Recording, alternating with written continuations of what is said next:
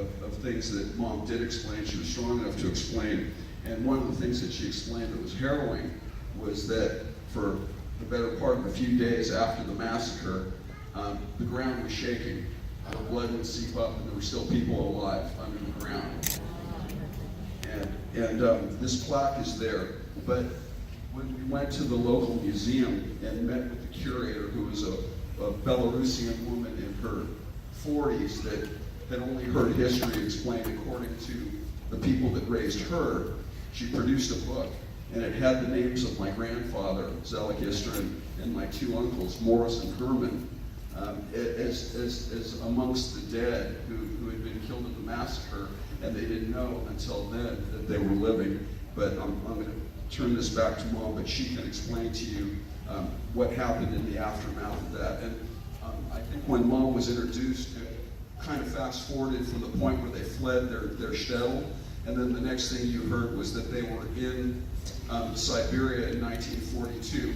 During the better part of 3 years that took place before they ended up in Siberia, they were living in the forest in what is today Belarus through 4 seasons: winter, summer, spring, and fall, in between the German and Russian armies at war, surviving every day, and they were living with the partisans. And she was explaining to you who Josef Segalchik was. That was her step-aunt's husband. And he was one of the leaders of the partisans, along with the Bilski brothers. And he was instrumental in their survival. They locked him up after the war because he sought retribution for his own mother's death, for the death of other Jews. And they put him in a jail in the Gulag in Siberia until 1956, when his family bribed his way out, and he was able to immigrate to Israel, where he's lived the rest of his life. So see, friends, I don't know how much more time I have. I could keep here everybody, but you don't want to hear all the painful things that I went through. But I want to tell you, when I was 8, when I looked my granddaughter was 9, it hurts me to just think of it. I was carrying papers and maybe bullets. I don't know. My father would give me in an envelope. The Jewish men could not leave the house after 6. Women too, they had to wear the Star of David. But being a little skinny round girl with blonde straight hair, they gave me a package to carry to the cemetery, which was from here back to Redondo Avenue. And I carried it with a bag. It was getting dark already. I wasn't afraid of going to the cemetery because I said, I'm only afraid of the two-legged animals. The people in the cemetery won't hurt me. And I carried that pack, and my dad told me, I didn't question it, he told me, just run to the cemetery as fast as you can. Say Amchud means, are you Jewish? Hand them the envelope and run back. But if somebody follows you, throw it away and run as fast as you can. Can you say a parent doing that today? Yes, maybe it was to save 10 or 15 lives. Yes, my friends, they had to steal children. What I mean, but they had to silence them forever. That's what a mother had to do, to save maybe other 5 or 10 people. And when I was in Siberia, nobody was hurting us because the war was raging, everybody was starving. We were farmers. My mother was put to feed pigs, and somebody who was religious, that was unheard of. But it was to survive, to do anything you have to do. My father was chopping wood to put the wood to burn, and we had a little room, I would say, like this little corner. We stayed the whole winter with the horse. The horse had psoriasis, and the psoriasis, they applied tar that they do on the roofs in order to, the roof should not drip in the water, and that smells not pleasant. We shared it with the horse. We had a 2x4 and a little bit of a burning 4 burners to melt the snow so we could have some hot water. And the food was not there because the war was raging. So my mother had to steal the food from the pigs. Before the pigs got it, we got it. That's how we survived. Because my brother was bringing water from the bakery to the farm, to the kolkhoz, it's a collective farm, to bring it. And so when bread was baked, when you bake a cake and pieces fall over, what goes on the bottom of the stove, and the bread that they sifted out, that was for the pigs. My mother made a little bag for my brother, and she told him, the minute you leave, nobody sees, grab all the dry stuff before it gets wet in the water they used to wash the pots and pans in. That's how we survived. We stole some food from the pigs. Also, my mother was milking the cows. She'd get up 3, 4 in the morning, from a few cows, from each udder, from each nipple a little bit, 2 glasses of milk that was like manna from heaven. If you're starving, you have nothing. This was that. But if they caught her doing it, you'd be sent away and you'll never be seen again. A man, they would send him to the front line and he'd be killed. And then also, we were stealing potatoes from the field. One from the middle, from each bush, this way, and then you have a little twig to sweep it up so nobody could see that somebody was there. So to provide a little additional context, before they went to Siberia, after the Germans were driven out of Poland in 1944, my mother's family tried to go back to their home in Yetta. They arrived back there and they were told that they had to leave, that they didn't belong there anymore, and if they stayed, they would be killed.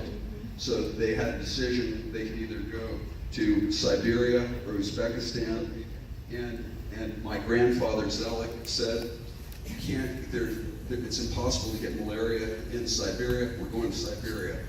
And so they went to Siberia, and that's where Mom's story takes place there. Mom, why don't you explain to people how your family was brought to the United States, who sponsored you and so on. How much more time do I have?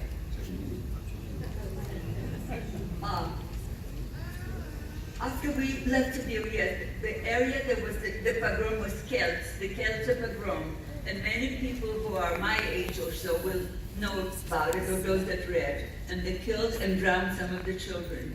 So when we came back to Poland from Siberia, after being a month on a cattle train, no water, no food, just 2x4s. Can you imagine a father have to hold you when the door is a little open, when you have to relieve yourself? Do you know how painful that is? There were no bathrooms, no showers, no food, no water. We were a month and a half on a cattle train to come to our home. We had no home to go to. No home at all. So we wound up in Poland, in Dolny Śląsk, Oberschlesien, and we were put into a German apartment. The first time in almost 5 years, we were in a regular bed and could take a shower and everything. So one man was drunk. My mother was also blonde, blue eyes. He was drunk. He was going to kill my mother because she married a dirty Jew. My mother started crying. She said, if you have God in your heart, if you believe in anything, that I'm Jewish and my husband is Jewish, and you have no right to hurt me because I'm not hurting you.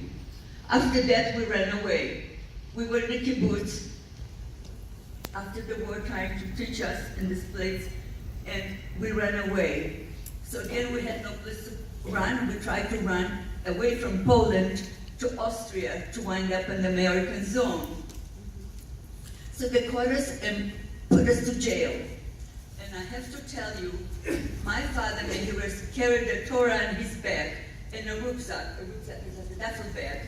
He carried it in his back. My uncle brought the Torah from his home, from Dalhinovitz, and he sat under the tree, and he said to my father, in Jewish, he says, Ich bin gestorben, ich kann nicht tragen die Torah.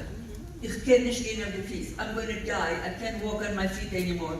I have to leave the Torah under the bush. And my father said, it is heavy. I'll carry it on my back. I want to feel the heaviness of the Torah, because the Torah, 10 books of Moses, would be carrying me. So here we are.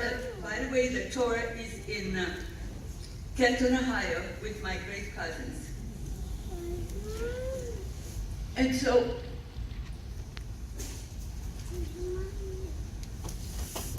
excuse me, the Torah survived, we survived. We're in prison with the Torah, and the Polish police wanted to open it.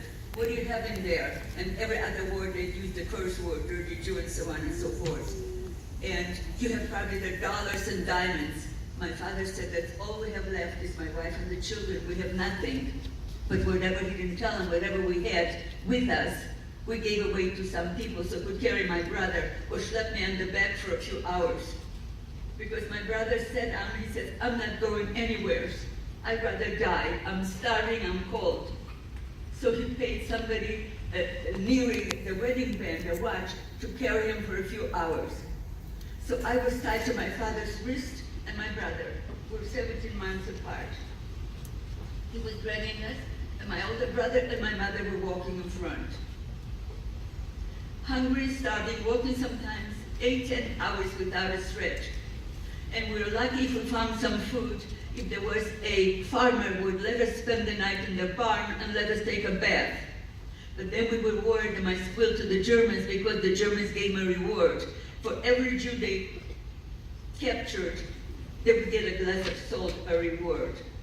Our life was worth only one glass of salt, my friends. We were blessed enough to be able to be brought to the United States by two wonderful aunts, and Dora and Lena, and my cousin who helped me, who just died at the age of 101 and 6 months. They helped us. We came. We had a bachelor's apartment in Los Angeles around the Fairfax Beverly area. We had Melmac dishes filled the cabinets.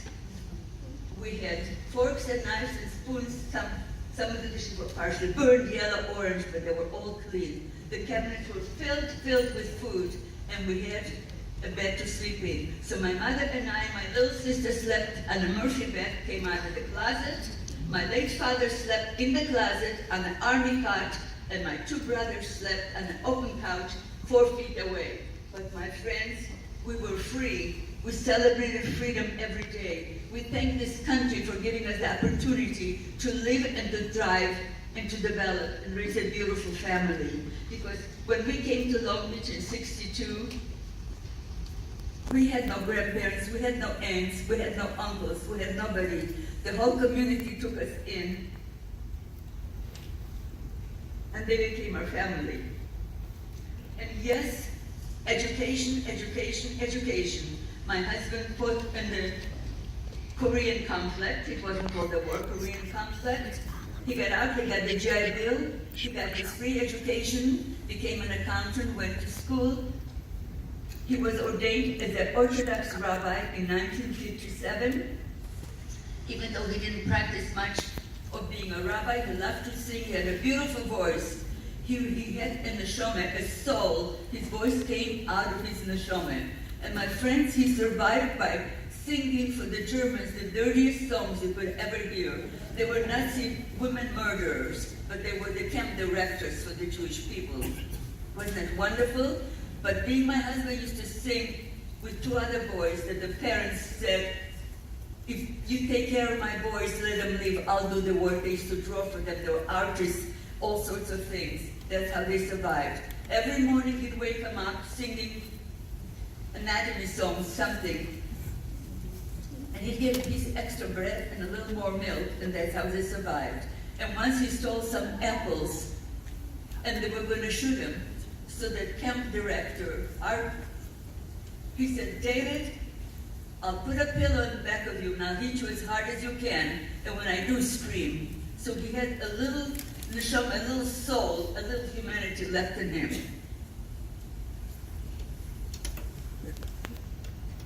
Dear friends, I want to thank you for coming, for listening to me. You could pass the message on to children, grandchildren, and great-grandchildren. Each and every one of us are in this world to share it, to love, to respect, and to be kind.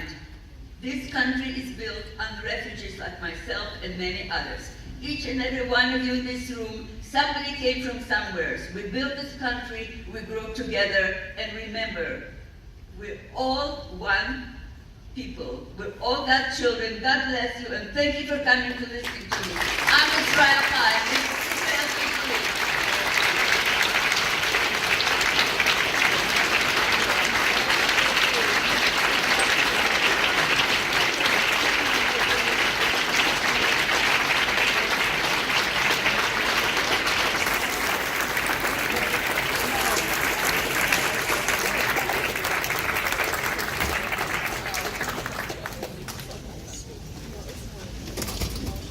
It's a privilege to be here today as a Jewish woman in Canada who is a second-generation grandchild of Holocaust survivors.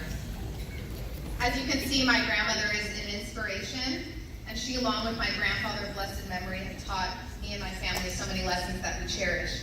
Not only about Judaism and our roots, but about survival and the way we all treat each other and should live our lives. It is so appropriate that we are gathered here together, especially in these times, to remember those who sacrificed their lives for us and whose shoulders we stand on today. The song not only has special meaning to the Jewish people, but is personally very special to me because my grandfather, of blessed memory, taught it to me, and we sang it together, and it was one of his favorite songs. And I'd like to thank Kemp Spiel on the piano for helping me share this